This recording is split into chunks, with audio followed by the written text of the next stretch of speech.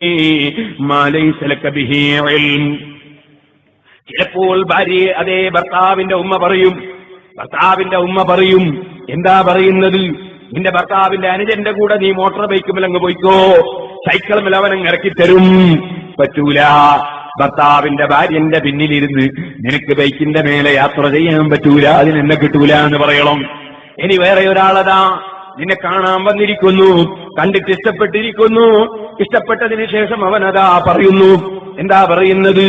എനിക്ക് ഇടയ്ക്കിടയ്ക്ക് ഇവിടെ വിളിച്ചുകൊണ്ടേയിരിക്കണം, അവളെ ശബ്ദം കേട്ട് രസിച്ചുകൊണ്ടേയിരിക്കണം. പറ്റൂല. ഒരു പെണ്ണിന്റെ ശബ്ദം ഔറത്തല്ല, പക്ഷേ പെണ്ണിന്റെ ശബ്ദം കേട്ട് രസിക്കൽ പാടില്ലാത്തതാണ്, കേട്ട് രസിക്കാൻ പാടില്ല. അപ്പോൾ വൈകാരികമായ നിലയ്ക്ക് ഒരു പെണ്ണിന്റെ ശബ്ദം അന്യ പെണ്ണിന്റെ ശബ്ദം കേൾക്കാൻ പറ്റൂല. സാധാരണ നിലയ്ക്ക് ഒരു പെണ്ണിന്റെ ശബ്ദം ഔറത്തല്ല, പുരുഷന്റെ ശബ്ദം പെണ്ണിനും ഔറത്തല്ല. പക്ഷേ വൈകാരികമായ നിലയ്ക്ക് കേൾക്കാൻ പറ്റൂല. വൈകാരികമായ നിലക്കുള്ള കേൾവി കേൾക്കാനല്ലേ അതാ അവൾക്കൊരു മൊബൈൽ ഫോൺ കൊടുക്കണം, എനിക്കിടക്കിടയ്ക്ക് ഇങ്ങനെ രാത്രി പാതിരക്ക് വിളിക്കണമെന്ന് പറയുന്നത് പറ്റൂല.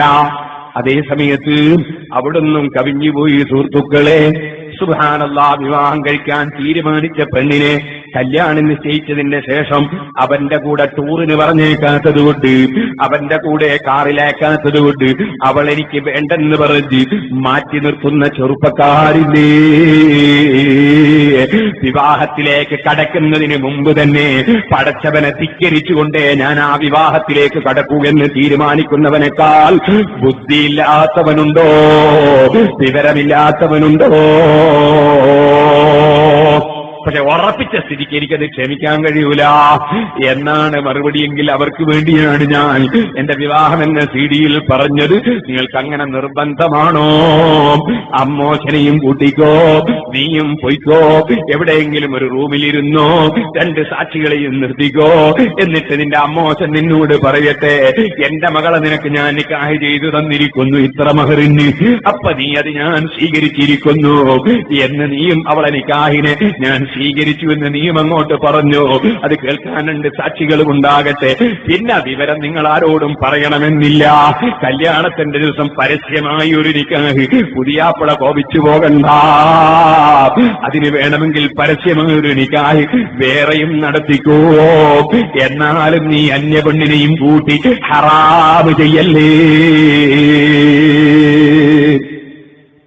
ഇത് പറഞ്ഞപ്പോ ഇടയ്ക്കിടയ്ക്ക് ഇപ്പൊ ഫോൺ വിളിയാ. അങ്ങനെ 2 പ്രാവശ്യം നിക്കാഹ് ചെയ്യാൻ പറ്റുമോ? ഇങ്ങനെ 2 പ്രാവശ്യം നിക്കാഹ് ചെയ്യാൻ പറ്റുമോ? ഞാൻ പറഞ്ഞു എല്ലാ നിക്കാഹും 2 പ്രാവശ്യം ചെയ്യുന്നുണ്ട്, ഇത് 3ആയതാണ്. അതിന്റെ ചോദിച്ചു എല്ലാ നിക്കാഹും 2 പ്രാവശ്യം ചെയ്യുന്നുണ്ട്. അങ്കഹത്തൊക്കെ ബിന്ദി അതിൽ തുനിക്കാഹ അറബിയിൽ 1, പിന്നെ മലയാളത്തിൽ വേറൊന്നും, അപ്പൊ 2ആയില്ലേ? മലയാളത്തിൽ എന്റെ മകളെ നിനക്ക് ഞാൻ നിക്കാഹ് തന്നിരിക്കുന്നു, അത് ഞാൻ സ്വീകരിച്ചിരിക്കുന്നു. 1 അറബിയിലും 1 മലയാളത്തിൽ, 2 നിക്കാഹ്. അതിന്റെ കൂടെ 1 കൂടി ആയിരുന്നേ ഉള്ളൂ, 3ആയിരുന്നേ ഉള്ളൂ, വേറെ കുഴപ്പമൊന്നുമില്ല.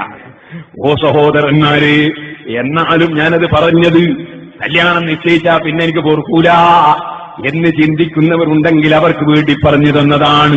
എന്നാലും നിങ്ങൾ ഹറാമ് ചെയ്യല്ലേ, അന്യ പെണ്ണിനെയും കൂട്ടി നടക്കല്ലേ. നിക്കാഹ് തീരുന്നത് വരെ, നിക്കാഹിന്റെ വചനം പറഞ്ഞു തീരുന്നത് വരെ അത് നിന്റെ ഭാര്യയല്ല, അതന്യ പെണ്ണാണ് കേട്ടോ.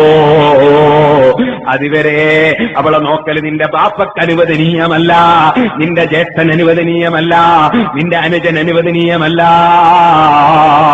നിക്കാഹ് ചെയ്താലും നിന്റെ ജ്യേഷ്ഠൻ അവളെ നോക്കൽ അനുവദനീയമല്ല, നിക്കാഹ് കഴിഞ്ഞാലും നിന്റെ അനുജനത് നോക്കൽ അനുവദനീയമല്ല. നിന്റെ ബാപ്പക്കും മുപ്പാപ്പാക്കും ഒക്കെ നോക്കുന്നതിന് വിരോധമില്ല. നിക്കാഹ് കഴിയുന്നത് വരെ സ്വന്തം ബാപ്പാക്കും നോക്കാൻ അധികാരമില്ല. അത് പാലിച്ചുകൊണ്ട് ജീവിക്കാൻ ശ്രമിക്കണം, അത് പാലിച്ചുകൊണ്ട് ജീവിക്കാൻ ശ്രമിക്കണം. പടച്ചവന്റെ നിയമങ്ങൾ പാലിച്ച് ജീവിക്കുന്നവനാണ് തഖ്വയുള്ള മുഅ്മിൻ. തഖ്വയുള്ളവർക്കാണ് അല്ലാഹു സ്വർഗം വെച്ചതെന്ന ബോധം നമുക്കെല്ലാവർക്കും എപ്പോഴും ഉണ്ടാകണം.